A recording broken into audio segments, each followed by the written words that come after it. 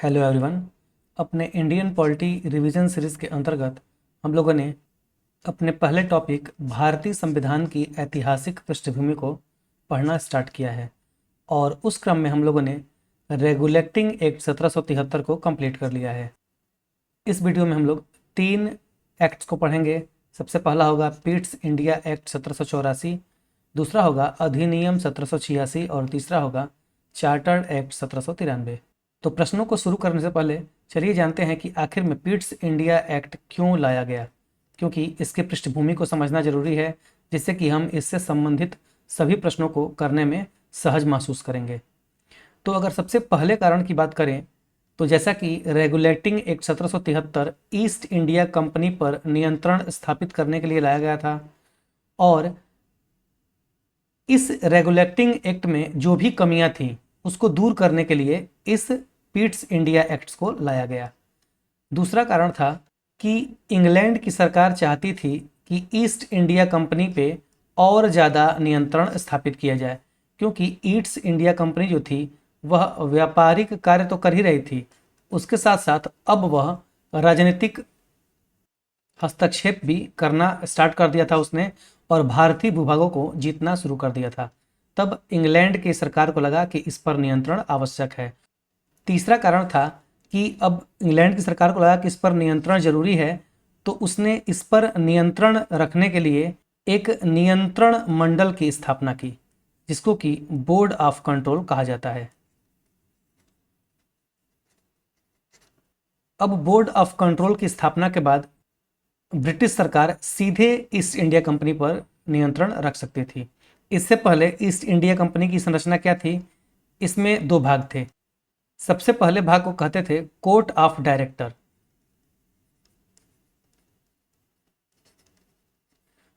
और दूसरा भाग था कोर्ट ऑफ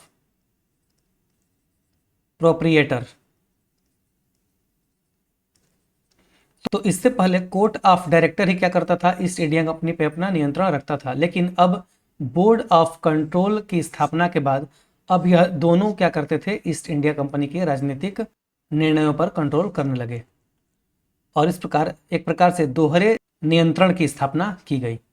अगला कारण था कि जैसा कि रेगुलेटिंग एक्ट 1773 के द्वारा मद्रास और मुंबई के गवर्नर को बंगाल के गवर्नर के अधीन रखा गया था, तो इस प्रकार से इस बंगाल के गवर्नर की शक्तियों में वृद्धि करने के लिए भी यह पीट्स इंडिया एक्ट लाया गया।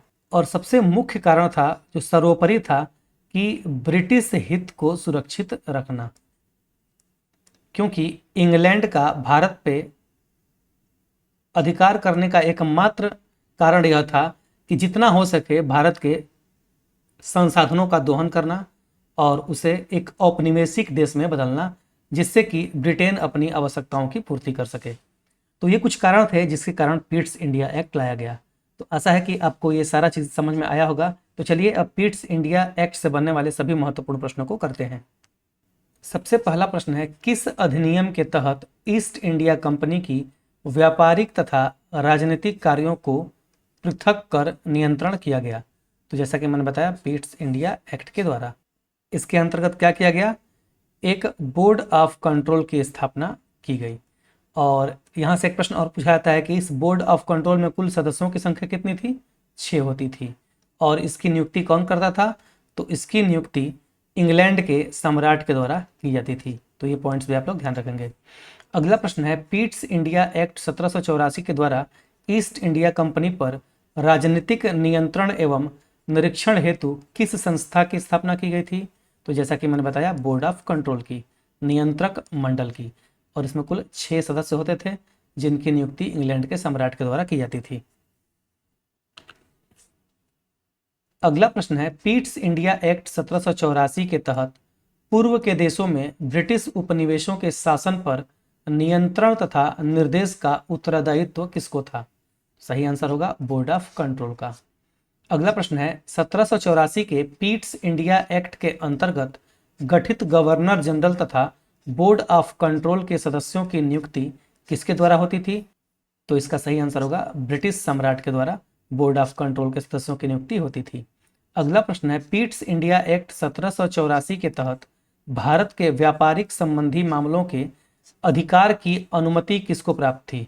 सही आंसर होगा बोर्ड ऑफ डायरेक्टर्स को। जैसा कि ईस्ट इंडिया कंपनी में क्या थे, एक था हितधारकों का समूह जो कि इसमें पैसा लगाए हुए थे, जिनको कि कोर्ट ऑफ प्रोप्रिएट कहा जाता था। दूसरे थे कोर्ट ऑफ डायरेक्टर जो कि इस ईस्ट इंडिया कंपनी के व्यापारिक संबंधी नियमों को बनाते थे। लेकिन जब ईस्ट इंडिया कंपनी ने राजनीतिक हस्तक्षेप भी करना शुरू कर दिया भारत में, तो इसके बाद इंग्लैंड की सरकार ने या फिर सम्राट ने एक बोर्ड ऑफ कंट्रोल की भी स्थापना की, और इस प्रकार अब उसके राजनीतिक मामलों में बोर्ड ऑफ कंट्रोल ने हस्तक्षेप करना शुरू कर दिया था। हमारा अगला अधिनियम है अधिनियम 1786, और इसके अंतर्गत पहला प्रश्न है, गवर्नर जनरल को विशेष परिस्थितियों में अपनी परिषद के निर्णय को निरस्त करने अथवा लागू करने का अधिकार प्राप्त हुआ। किस एक्ट के द्वारा? तो 1786 के अधिनियम के द्वारा गवर्नर जनरल अपने परिषद के निर्णय को निरस्त कर सकता था। अगला प्रश्न है, किस अधिनियम के द्वारा गवर्नर जनरल को प्रधान सेनापति की शक्तियां दी गईं? सही आंसर होगा 1786 के अधिनियम के द्वारा ही गवर्नर जनरल को प्रधान सेनापति की शक्तियां प्रदान की गई। और यहाँ से काफ़ी इंपॉर्टेंट प्रश्न बनता है जो कि आप कमेंट बॉक्स में बताएंगे कि सबसे पहले ये शक्तियां किस गवर्नर जनरल को प्रदान की गई थी। हालांकि इसका आंसर मैं बताऊंगा, लेकिन कल के वीडियो में बताऊंगा। आपको कमेंट में बताना है कि वह कौन सा गवर्नर था जिसको यह प्रधान सेनापति की शक्तियां प्रदान की गई थी। और एक चीज़ यहाँ पे ध्यान रखेंगे कि जैसा कि मैंने बताया कि गवर्नर जनरल की स्थिति को मजबूत किया जा रहा था, क्योंकि उसके अंतर्गत अब मुंबई और मद्रास का प्रशासन भी आ गया था, तो इसी वजह से शक्तियां प्रदान की जा रही थी। अगला हमारा एक्ट है चार्टर्ड एक्ट 1793, और इसके अंतर्गत पहला प्रश्न है, चार्टर्ड अधिनियम 1793 के तहत ईस्ट इंडिया कंपनी को भारत में व्यापार का एक अधिकार कितने वर्ष के लिए पुनः बढ़ा दिया गया? तो 20 वर्ष के लिए उसका एक अधिकार बढ़ा दिया गया था।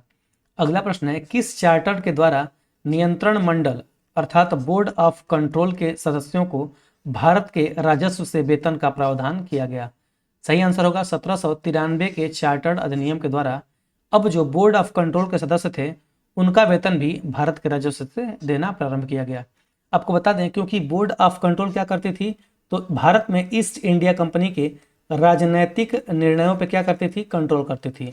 तो ब्रिटेन की सरकार ने कहा क्योंकि ये नियंत्रक मंडल या फिर बोर्ड ऑफ कंट्रोल के जो 6 सदस्य हैं वह भारत के लिए काम कर रहे हैं, इस वजह से इनका वेतन भी अब भारत के राजस्व से दिया जाएगा। अगला प्रश्न है, किस चार्टर के द्वारा यह स्पष्ट किया गया कि गवर्नर जनरल बंगाल में अपनी अनुपस्थिति में अपने परिषद के असैनिक सदस्य को अपनी परिषद का उप प्रमुख नियुक्त कर सकता था? तो सही आंसर होगा 1793 के चार्टर अधिनियम के द्वारा ऐसा किया गया। अगला प्रश्न है, किस अधिनियम के द्वारा बिना लाइसेंस शराब के बिक्री पर रोक लगा दी गई? सही आंसर होगा 1793 के चार्टर्ड अधिनियम के द्वारा अब भारत में शराब की बिक्री बिना लाइसेंस के नहीं की जा सकती थी। तो ये था आज का कंप्लीट वीडियो लेक्चर। आशा है कि आपको वीडियो पसंद आया होगा। अगर आपको वीडियो पसंद आता है तो जितना हो सके इस वीडियो को शेयर करें अपने दोस्तों के साथ, अपने स्टडी ग्रुप में, और चैनल को सब्सक्राइब नहीं किया है तो सब्सक्राइब जरूर करें और वीडियो को लाइक करना ना भूलें। आशा है कि आपको ये वीडियो लेक्चर आपके किसी भी एग्ज़ाम के लिए हेल्पफुल होगा, और मेरा ये विश्वास है कि कोई भी एग्ज़ाम देंगे तो प्रश्न यहीं से आएंगे। चलिए मिलते हैं इसके अगले वीडियो में इसके अगले टॉपिक के साथ। तब तक के लिए आप लोगों के लिए एक इन्फॉर्मेशन है कि अब अगर आप लोगों को इस पूरे वीडियो का PDF चाहिए तो आप हमारे टेलीग्राम चैनल को ज्वाइन कर सकते हैं, वहाँ पे सारे PDF आपको मिल जाएंगे। Thank you.